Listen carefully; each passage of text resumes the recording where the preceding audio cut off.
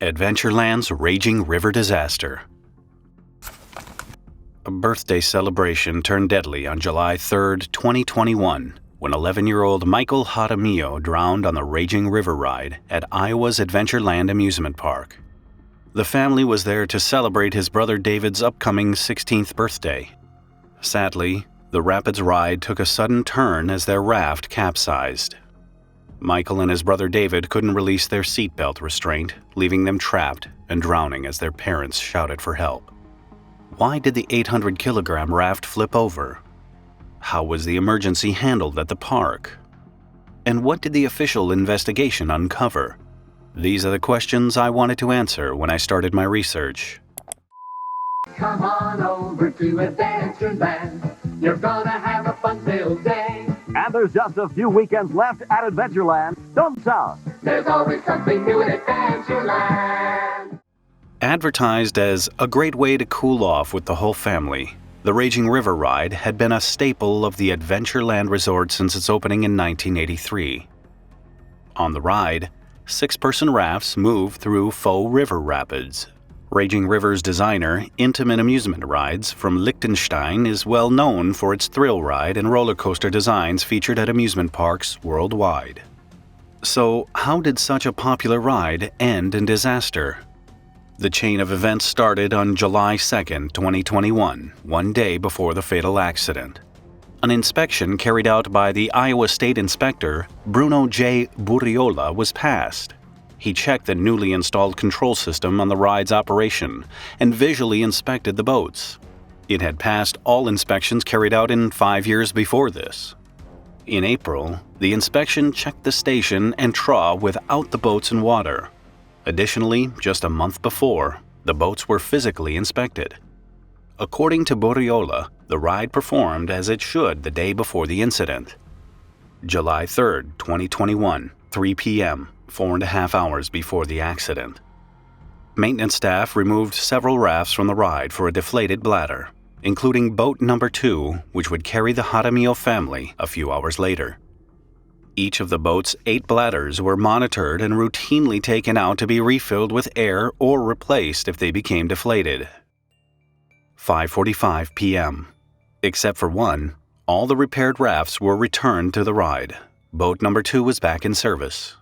Although the quality of those boat repairs would be closely questioned later, at the time, all seemed to be in working order. Shortly afterward, 31-year-old Amber Estrada went on the ride with her family. They experienced problems with the raft during the journey, leaving the mother of 3 feeling unsafe. She told reporters that the boat often got stuck under her feet, making a grinding sound. The Estrada family decided to lean forward in their seats to stop their raft from capsizing. Amber didn't report the incident to the park because her autistic son was upset and they needed to leave. Sometime before 7:30 p.m., the Jaramillo family, David Sr., his wife Sabrina, and their young adult niece and 3 sons ages 11, 14, and 15 boarded boat number 2 and began moving along the rapids on the ride. The family realized that their raft was slowly filling with water along the route. It then bumped into rocks placed along the ride designed to move the raft further along. When it flipped over, all of us were trapped in the seats and the seatbelts. I see the silhouettes of my sons trying to grab each other, grab us. They wanted us to help them. We couldn't do it. I will never get a chance to see them grow up. David Sr. became trapped between the capsized raft and rocks. He broke his shoulder in a desperate attempt to escape and free his trapped sons. Then, adding to the chaos, the boat behind the Jaramillos came down the river and knocked into their upturned raft.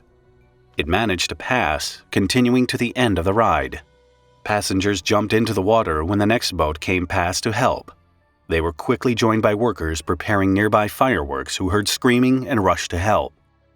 7:30 p.m. A 911 call came into the Altoona dispatch center just outside of Des Moines, Iowa. The dispatcher struggled to understand the emergency over screaming voices. 911 address emergency. Hello, we're at Adventureland Park. There's been an accident on the yellow ride that we're on right now. The caller was Emmanuel Rico, a 16-year-old boy from Nevada who was 2 boats ahead on the Raging River ride. As he watched the horror from the raft he was in, he told the operator about David Sr. screaming for help. The panicked father was already covered in bruises. According to the 911 caller, there were no staff members by the river watching the rafts. Frantic bystanders alerted off-duty Altoona police and fire medics working alongside park security that day. They then rushed across the park to help. Park employees were still seemingly unaware. Meanwhile, the 911 dispatch center managed to figure out Rico's location during the frantic call and immediately sent help. 7:45 p.m. Firemen, police, and ambulances arrived on the scene. They followed the prearranged protocol and went to the emergency entrance, a set of park gates designed for fast access during a crisis. To their dismay, the access gates were chained shut. Emergency officials moved to Gate 2, the closest access to the water ride. However, preparations for a July 4th fireworks show entirely blocked the area. As a result, the ambulance could only reach 100 meters from the site, adding crucial minutes to their response time. On arrival, emergency personnel discovered that the Rapids ride wasn't drained and still had 60 centimeters of water standing in the trough surrounding the Jaramillo's boat. The family later estimated that their sons were trapped underwater in the upside-down raft for around 10 minutes, unable to release their seatbelts to escape. Their youngest, Michael, died the following day as a result of the accident. Their middle son, August, suffered only minor scrapes and bruises. David Jr., the oldest of the 3, suffered from oxygen deprivation and spent a month on life support. Initially, he was placed in a medically induced coma. When he first regained consciousness, he could neither see nor speak. He has since regained his vision, speech, and is walking and eating solid food. As news of the accident made headlines, the main question remained: why did the raft flip over? The state immediately ordered that the ride shut down. The next morning, a full inspection was performed in daylight, searching for answers. The Iowa Division of Labor investigator confirmed that the raft touched the bottom of the water trough multiple times during the Jaramillo's trip down the river, causing it to deflate partially. The inspector identified scrape marks in the concrete and fresh gouges in the wooden weirs. As the air left the raft, it turned upside down on the ride's final curve, forcing the Jaramillo family into the water. The Jaramillo's boat was left with one of its bladders deflated and an exterior indentation on the outer rubber tube. The boats weighed 800 kilograms each and had a heavy metal plate on the bottom for stability. According to Guy Cook, an attorney representing Adventureland, the boats would not flip due to a single deflated bladder. He believes with the weight on the boats also evenly distributed, it would be extremely difficult for the massive raft to flip over, even if one of the bladders had deflated. The attorney boldly stated the ride is clearly safe and has run thousands of times over the past 40 years without incident. Essentially, the resort claims there had to be other factors at play. Not only did the raft flip when it technically shouldn't have, the water in that section also didn't fully drain, leaving the family trapped in 60 centimeters of water. If the ride was functioning as it should have during previous inspections, why didn't the water drain? The investigation confirmed that the ride operator did, in fact, hit the emergency stop button once they discovered the accident. This should have rapidly drained all the water on the course into the ride's 4.5 million liters reservoir. The ride is designed as one long downhill course surrounding the reservoir and terminating with an outlet into that retainer. Therefore, if the pumps are stopped, the force of gravity will drain the entire ride, allowing for safe maintenance or rescue operations. One theory discussed online is that the reservoir might have been overfilled at the time of the accident, likely from rainwater. As a result, water will gather in the ride, leaving a part of the course flooded. A 2009 aerial photograph of the ride shows the final stretch underwater while the pumps are turned off. You can see a yellow boat stranded in the same section where the Jaramillo's raft flipped over and got stuck. A Facebook post showed Raging River in this same overfilled condition 1 week before the accident. The inspection before the 2021 season was performed while the ride, including the reservoir, was fully drained. The inspector stated that the emergency stop and water draining system were not tested at that time. It would have been nearly impossible to recognize the risk of rafts stranding on the course without seeing the ride filled with water. In contrast to Adventureland's claims, there have been numerous incidents involving riders globally. Since 1984, 21 accidents have been recorded, with 8 fatalities. The potential dangers on rapids rides have been apparent enough to amusement park operators that the International Association of Amusement Parks and Attractions released recommendations on their safe operation. For example, parks must have surveillance and a public address system that will cover the entire ride. Trained staff have to be on site, which is an area that Adventureland fell short on. Full water rescue and evacuation procedures need to be in place for circumstances like Jaramillo's. These should also be timed and reviewed, as businesses would with fire drills.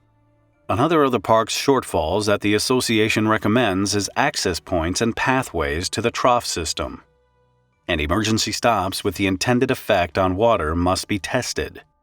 If these had been followed, there is great potential that Michael Jaramillo would still be alive. After the accident, state inspectors found 17 safety violations related to the ride. The weirs or dams were replaced with incorrect parts and insufficient repairs. These included operating with inadequate air pressures in the raft's bladders. Instead of professional repairs, the leaks were hastily patched with Flex Seal, a TV infomercial product.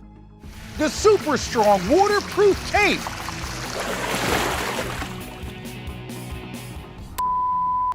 The ropes on the rafts were found to be tied up incorrectly, and staff's response to back-to-back raft releases was described as inadequate.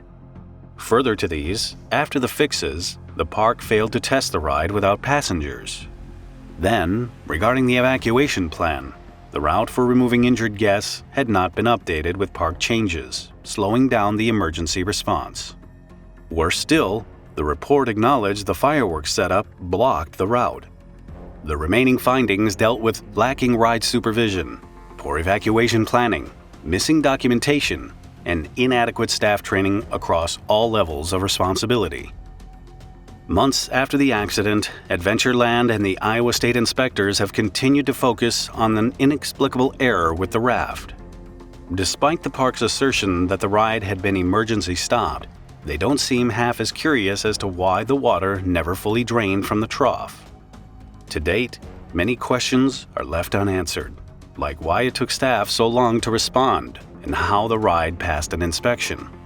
With the park closed for the season, time will tell whether Adventureland will be stricter in its adherence to industry safety features in the future. If you want to read more in depth about what went wrong, Spencer Thompson wrote a great article that I've linked in the description.